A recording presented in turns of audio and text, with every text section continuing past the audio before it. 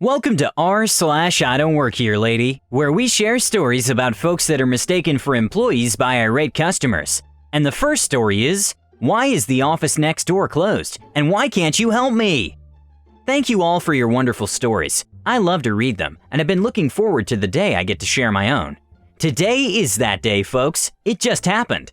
To set the scene, I run the front desk of a small therapy office in a small town. My office is attached to a small healthcare office, regular doctor's office, that also runs as a Suboxone clinic. I don't know much about Suboxone other than it's used to help individuals get off heroin or another similar type drug. My office and XYZ Healthcare are in the same building, but are very different companies. It would be like having a GameStop and Subway located next door in a strip mall together. Me is me, SkyTel Ek is the entitled crackhead. I would call her Karen, but she didn't look like a typical Karen. Granddaughter of the Karen is possible though. My office is open Monday through Friday, 8 a.m. to 5 p.m.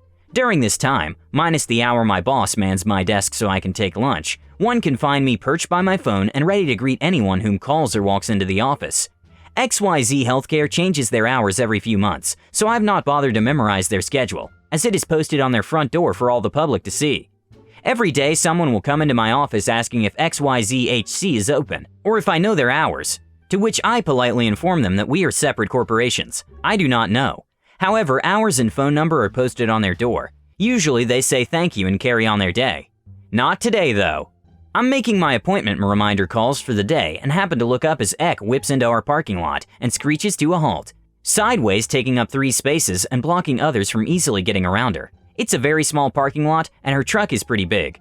As I've got no one scheduled for appointments this afternoon, I figure it was someone late for an appointment with XYZHC and go back to my calls. I don't even get to finish dialing the next number on my list, and Ek is at my window banging away angrily.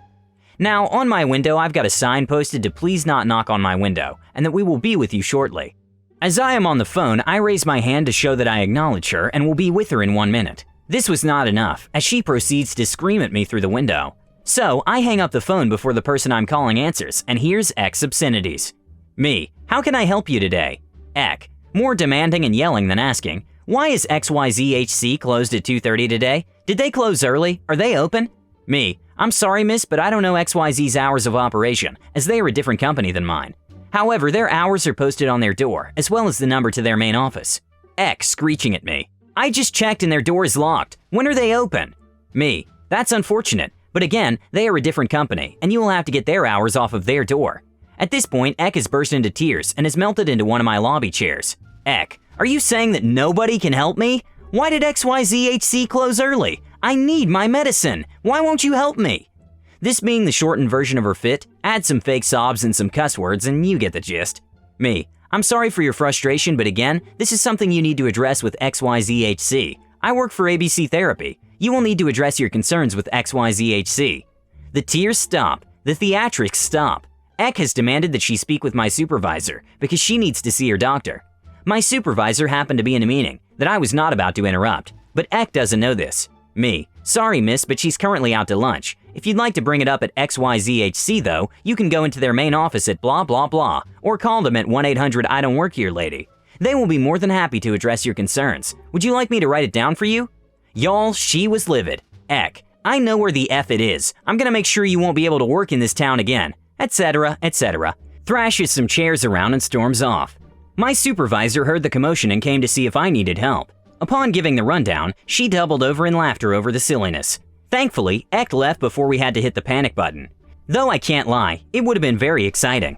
Today's second story is, you're gonna say that to a customer? Okay, goodbye kid gloves. This story is only tangentially about me. I was present and participated, but only near the end. The cast, CC equals counter clerk, NL equals nice lady, and the real victim of r/IDontWorkHereLady. BG equals not bad guy, though good guess, bratty geriatric. Me equals me. SV equals silent veteran. The events. I'm visiting my local Mart of Walls, the automotive section to get new tires for my car. When I arrive at the counter, there's a young lady, counter clerk, helping another customer, nice lady, with copying keys. They're chatting idly and I join in. Pleasant day, simple stuff. After a few minutes of finding the key cutting machine, counter clerk is nearly halfway through helping nice lady in her series of keys, and 2 other gentlemen have joined the queue. Idle conversation continues, and I make my usual joke of business at the speed of technology. After what felt like 20 minutes, but according to my watch had been less than 10, I hear the man behind me, hereafter known as Bratty Geriatric, speak up. "Are you the only one working back here today?" His tone at this point was essentially neutral, neither angry nor pleasant. Counter clerk, apologetically. "Yes, sir. The tech are all working on people's cars, and I'm the only one running the counter." To everyone's surprise, Bratty Geriatric slammed down his items and proceeded to walk out in a huff. I remember seeing his red hat with trigger warning catchphrase and thinking to myself, great, here's someone who validates everyone's negative opinions of that campaign slogan. Nice lady, sweet as could be. Have a nice day. Counter clerk, silent as the grave, trying hard to keep from having a breakdown. Silent veteran, quietly waiting and patiently watching the drama unfold. I didn't yet realize he was a fellow veteran, however. Bratty Geriatric, without bothering to identify the speaker. "You don't have to be sarcastic." Nice lady, over with his childish antics. "F you." Bratty Geriatric, still not bothering to turn around. "You can't talk to me like that." Me, "You're gonna say that to a customer?" Finally, he turns around, anger, confusion, and surprise, a nice Neapolitan sundae on his face. Bratty Geriatric, more challenging than actually asking, "What?" Me, gesturing to nice lady. "You're gonna say that to a customer? Someone who has no reason to be nice to you but did anyway?" Nice lady, "The young lady here is just trying to do her job. Your behavior isn't helping." Bratty Geriatric started to argue back when I called him out on his headgear. "Be deserving of that hat on your head."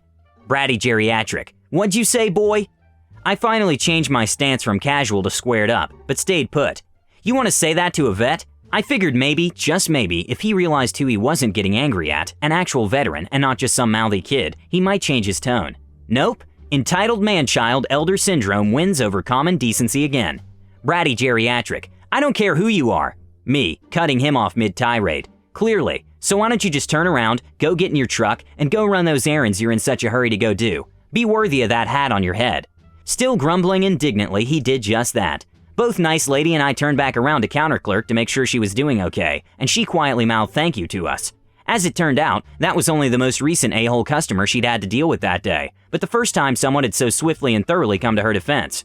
Poor thing was silently crying as the emotions settled down.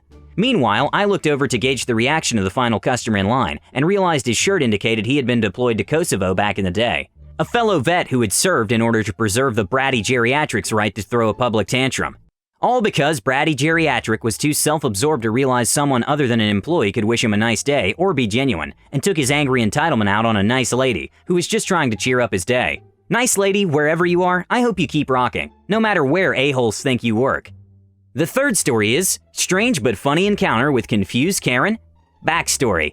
This was a little under a year ago. I used to work as a dishwasher at a local restaurant, and I wore a bright blue shirt that has the restaurant's name on the front corner, like most company shirts do, and the number, address, and name of restaurant on the back, and some old dark blue jeans I had. This does look sort of similar to the manager's uniform at the dollar store I went to. Their uniform is a bright blue shirt with the store name on the front corner and black pants. I live in a very small town and everyone dresses super casual. Even the uniforms at the dollar store look really casual. My town is so small that most people work at the towns around us, so there isn't many employees at the dollar store, and it's hard to find one if they aren't at the register, and it takes them a few minutes to get to the register when there is a customer waiting. I usually don't mind this because I never shop when I'm in a hurry. I am also a socially awkward person and don't talk to people much, so this encounter was just really strange to me. The cast. Me equals me. Duh. CK equals confused Karen. Story. I just got off my shift at work and decided I wanted to hit up the dollar store for some snacks. I'm one of those people who never get a cart and rarely gets a basket, so I was just carrying around some snacks. The store is super empty, pretty sure I was the only customer in there. Suddenly, I hear this lady behind me. This lady definitely looked like a soccer mom to me. I don't really know what the Karen looks like, but this lady was somewhere between the ages of 30 and 40. She had a short skirt on and a white tank top. She had a weird sort of bob haircut with some sort of flair to it. It looked like a haircut someone really sassy would have, but she was dirty blonde. I don't know if that plays a role or not in her character. Anyway, the exchange roughly went like this. Confused Karen. Excuse me, do you know where some product is? Me, thinking she just needs help and couldn't find an employee. I think they're that way in the corner aisle. Points in the direction of the product. Confused Karen. Thank you. Runs in the direction I pointed at. Me, watches her for a moment and heads to a register after grabbing a couple more things. As usual for a weekday around noon, the cash register was empty, so I was waiting for an employee to notice me. Just as I was about to ring the little bell to try to get someone's attention, the crazy Karen comes zooming around the corner and looks at me kind of funny, then laughs a little. Crazy Karen. Oh, I've never seen a store with a backwards checkout. She then goes around the counter to the cashier's side and waits for me to ring her up. Me, super confused and staring at this lady. It's not backwards? Confused Karen, looks at me really confused. What? Then why? As she's saying that, she's looking around and realizes she's on the wrong side of the register. OSH, I'm on the wrong side? She then comes around to the correct side just as an employee is coming to check us out. Me, notice the employee coming and looks at the confused Karen. You can go ahead of me if you want. I let her in front of me because she seemed embarrassed and also kind of in a hurry. Plus, if I just made a mistake like that, I'd probably want to go jump off of a cliff ASAP. Confused Karen, oh really? Thank you. Moves ahead of me as I back up and completes her pay and leaves in a hurry. I then paid for my stuff and left. The employee didn't really say anything about it, so I guess they didn't see her on the wrong side, or just didn't care. It was only after this experience all the questions popped up in my head like, did she not see me carrying stuff? Did I really look like an employee there? And other questions like that. Then after a while it was a question like, my shirt and pants are covered in bleach spots and food stains. How the heck did she mistake me for an employee there? I'm sorry this story is probably pretty boring, but it's been repeating in my head because it was just so awkward for me, and I felt like I just had to share it for whatever reason.